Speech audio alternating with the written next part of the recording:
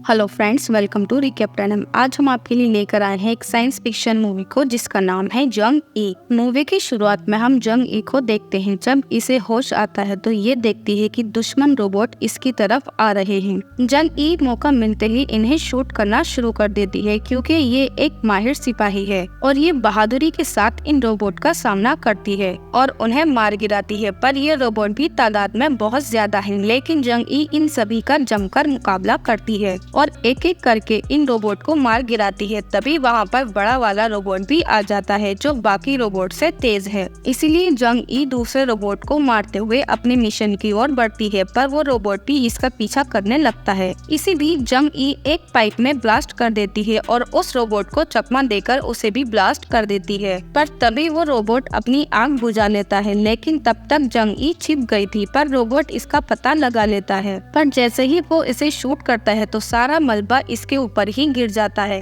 पर जैसे ही जंग ई उसे शूट करने वाली होती है तो तभी उसका ध्यान एक गुड़िया पर चला जाता है। तभी एक रोबोट भी उसे शूट कर देता है। फिर जंग ई उठकर अपने हाथ को देखती है तो उसे जैसे ही पता चलता है कि वो एक रोबोट है तो वो बुरी तरह से घबरा जाती है। तभी इसे बंद कर दिया जाता है और फिर हम देखते हैं कि ये पूरी जगह एक लैब में बनी हुई वर्चुअल रियलिटी है और फिर साइंटिस्ट आकर इसके दिमाग से आज का नया डाटा डाउनलोड कर लेते हैं। इसके बाद इनकी बॉस यून कहती है कि आज यही रुक जाते हैं क्योंकि कुछ मेहमान आने वाले हैं। और फिर हम देखते हैं कि इनके साथ साथ जंग ई की बॉडी भी आने लगती है। पर जैसे जैसे वो ऊपर आते जाते हैं तो जंग ई की बॉडी को पूरी तरह से हटा दिया जाता है। अब ये सिर्फ एक रोबोट है। इसके बाद जब यहाँ पर मिलिट्री ऑफिसर आते हैं तो उन्हें कोरिनॉइड कंपनी अपनी प्रेजेंटेशन दिखाती है, जिसमें वो बताते हैं कि सन 2135 ग्लोबल वार्मिंग और बढ़ते हुए समुद्र की वजह से दुनिया अब तबाही की कगार पर है। इसलिए इंसानों को जीने के लिए कुछ नया तरीका ढूंढना होगा। इसलिए इंसानों ने अंतरिक्ष में अपने ठिकाने बनाना शुरू कर दिए। पर कुछ समय बाद ही अंतरिक्ष में रहने वाले लोगों ने खुद को एक अलग राज्य घोषित कर दिया जिसका नाम एड्रियन है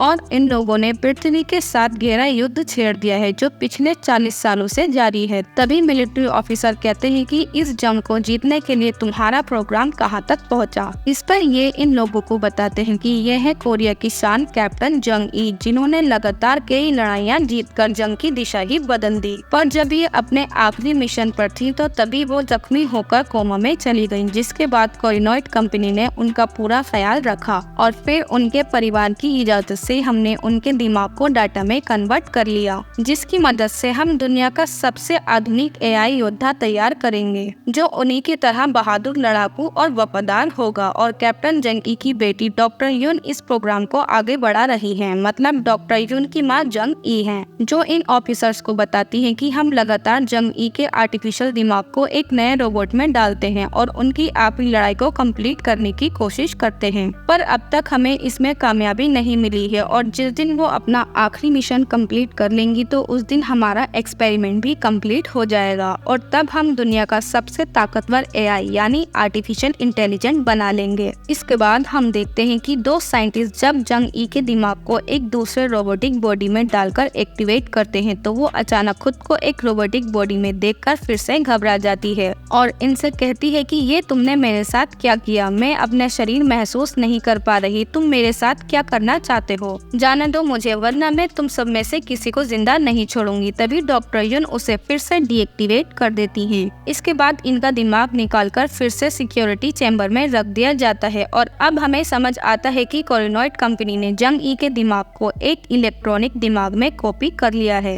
मतलब इनका दिमाग अभी भी जिंदा है और ये मरी नहीं है। इसके मुताबिक ये लोग जब भी इन्हें डीएक्टिवेट करते हैं तो ये बेहोश हो जाती हैं और जब ये लोग इनके दिमाग को दूसरी बॉडी में डालकर एक्टिवेट करते हैं तो जंग ई को लगता है कि वो दोबारा होश में आ गई हैं और इसे अभी भी दर्द और तकलीफ महसूस होती है। लेकिन जैसे ही इसे पता चलता है कि ये एक रोबोट की बॉडी में है तो ये सच्चाई को कबूल नहीं कर पाती और यहीं पर साइंटिस्ट फेल हो जाते हैं। अगर आसान भाषा में बताया जाए तो साइंटिस्ट ने जंग ई के दिमाग को एक दूसरे डिजिटल दिमाग में कॉपी कर लिया है और अब ये जिस भी रोबोट की बॉडी में उनका दिमाग डालते हैं तो वो फिर से होश में आ जाती है। जंग ई के लिए ये सब एक भयानक सपने जैसा है जिसमें वो जागती है और फिर से सो जाती हैं। इसके बाद डॉक्टर यून अपने साथी को बताती है कि मुझे लगता है कि मेरी माँ की जान मेरी वजह से गई क्योंकि मुझे कैंसर था और मेरी ही वजह से उन्हें हमेशा जंग के लिए जाना पड़ता था ताकि मेरा इलाज चलता रहे, और मैंने आखिरी बार उन्हें अपने ऑपरेशन के टाइम पर देखा था। इसके बाद हम देखते हैं कि साइंटिस्ट फिर से जंग ई के दिमाग को एक और नई बॉडी में डालते हैं। तभी डायरेक्टर इनसे कहता है कि आज कुछ अलग करते हैं, उसकी टांग में गोली मारो, और फिर ये लोग जंग ई की टांग में गोली मार देते हैं। और फिर जैसे ही जंग ई को एक्टिवेट कर दिया जाता है तो उसे बहुत तेज दर्द महसूस होता है जो उसी गोली की वजह से हो रहा है। तभी यहाँ पर रोबोट भी आ जाते हैं, लेकिन जख्मी होते हुए भी जंग ई इनसे लड़ने की कोशिश करती है, पर ये ज्यादा देर तक नहीं लड़ पाती और रोबोट इस पर हावी हो जाते हैं। साइंटिस्ट डायरेक्टर को बताते हैं कि जंग ई के लड़ने का जज्बा अब खत्म हो चुका है, अब वो आगे नहीं लड़ पाएगी। पर तभी इसके दिमाग का पिछला हिस्सा एक्टिवेट हो जाता है, और ये हिस्सा पहले कभी एक्टिवेट नहीं हुआ,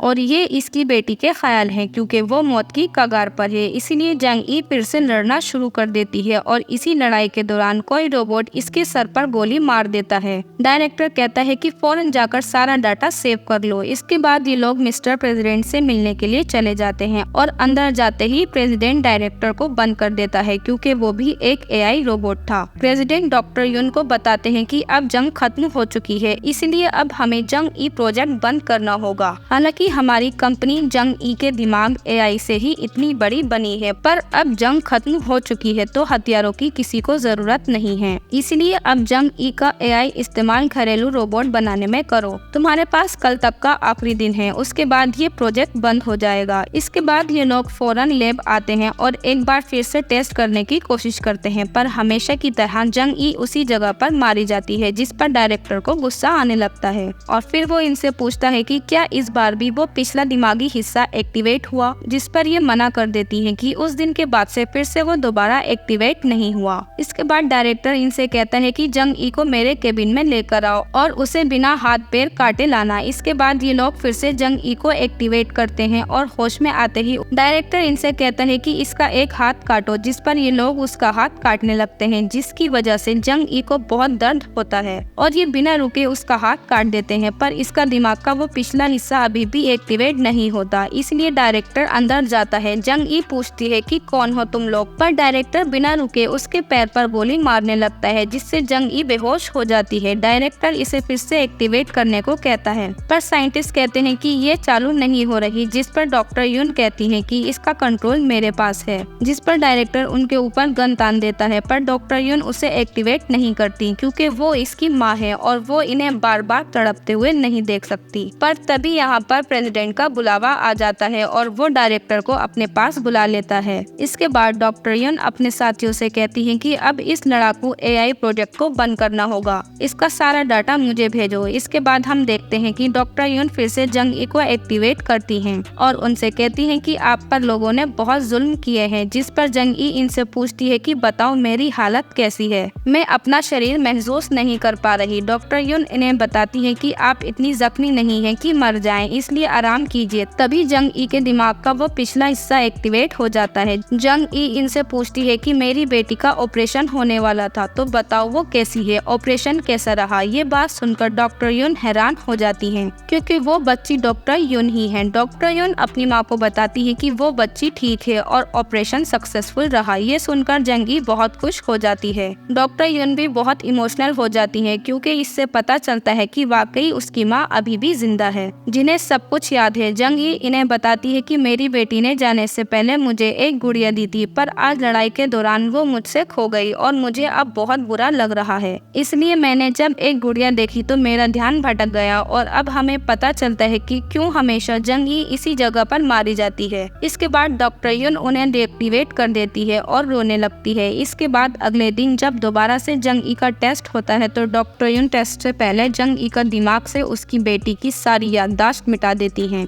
जो वो बेटी खुद है। और फिर वो एक्टिवेशन से पहले जंग ई को बताती है कि आपको शायद लगे कि ये सपना चल रहा है, पर मेरी आवाज को याद रखना। जंग के फौरन बाद आपको कोमा में भेज दिया जाएगा, जिसके बाद कुछ लोग आपके दिमाग को एआई यानी आर्टिफिशियल इंटेलिजेंट बनाने की कोशिश करेंगे, और इस तरह डॉक्टर युन उसे सब कुछ बता देती है। इसके बाद यहाँ पर डायरेक्टर भी आ जाता है, पर आज ये निराश है क्योंकि इसे पता है कि आज भी कुछ नहीं होने वाला। और फिर ये लोग टेस्ट शुरू कर देते हैं और जंग ई फिर से अपनी आखिरी लड़ाई लड़ने लगती है और आखिर तक पहुंच जाती है, पर उसी जगह पहुंचने पर वो फिर से मारी जाती है। पर तभी साइंटिस्ट डायरेक्टर से कहती है कि आज जंग ई का दिमाग कुछ कमजोर लग रहा था, पर डायरेक्टर इस पर ध्यान नहीं देता और उदास होकर जाने लगता है। और फिर जब साइंटिस्ट उसे जगाते हैं तो ये पहले से ही एक्टिवेट होती है और चुपचाप इनके साथ जाने लगती है, पर डायरेक्टर का मन नहीं मानता, इसलिए वो वापस आ जाता है और टीम से कहता है कि मुझे आखिरी वाला हिस्सा दोबारा दिखाओ। और जब वो जूम करके देखता है तो उसे पता चलता है कि इस बार जंगी को गोली नहीं लगी, वो पहले ही गिर गई थी, मतलब वो अभी भी एक्टिवेट है। इसीलिए डायरेक्टर फौरन अलार्म बजवा देता है। इधर लिफ्ट में जंगी भी इन लोगों को मारकर भाग जाती है। इसके बाद डायरेक्टर AI कॉम्बैट को एक्टिवेट कर देता है, जो जंगी को पकड़ने के लिए चारों तरफ से ढूंढने लगते हैं। इधर जंगी भी एक रूम में जाती है जहां इसे उसके बहुत सारे क्लोन मिलते हैं, पर ये सिर्फ उसकी खाली बॉडी है क्योंकि दिमाग तो सिर्फ एक ही में है। तभी यहाँ पर AI कॉम्बैट भी आ जाते हैं और फिर जंगी इनसे लड़ने लगती है, पर AI कॉम्बैट भी काफी पावरफुल हैं। पर जंगी भी एक माहिर सिपाही है, इसलिए वो इन सब का जमकर मुकाबला करती है और उनसे लड़ने की कोशिश करती है। पर तभी यहाँ पर पुलिस भी आ जाती है और इधर जंगी AI कॉम्बैट को भी हरा देती है। पर तभी एक AI कॉम्बैट आकर इसके सर को पकड़ लेता है, पर तभी पीछे से डॉक्टर युन आकर उसे डीएक्टिवेट कर देती है और जंग इसे कहती है कि मेरी आवाज याद है ना तुम्हें, मैं तुम्हें बचाने के लिए आई हूँ। इसके बाद तभी यहाँ पर पुलिस भी आ जाती है और अंदर आते ही ये लोग जंग ई को शूट कर देते हैं और डॉक्टर युन एक कॉम्बैट रोबोट के साथ बाहर चली जाती है। पर तभी पुलिस देखती है कि जंग ई का दिमाग खाली है, इसीलिए जब वो CCTV कैमरा चेक करते हैं तो उन्हें पता चलता है कि डॉक्टर युन ने पहले ही जंग ई का दिमाग निकालकर AI कॉम्बैट में डाल दिया है, यानी अब AI कॉम्बैट ही जंग ई है। पर जब तक पुलिस उसे पकड़ती तब तक ये लोग ट्रेन में बैठकर यहाँ से निकल जाते हैं। पर तभी इन्हें ट्रेन में डायरेक्टर मिल जाता है, जो डॉक्टर युन की तरफ बंदूक तान देता है और कहता है हिलना मत वरना तेरी बेटी को मार दूंगा। पर डॉक्टर युन कहती है कि मैंने बेटी की सारी यादें मिटा दी,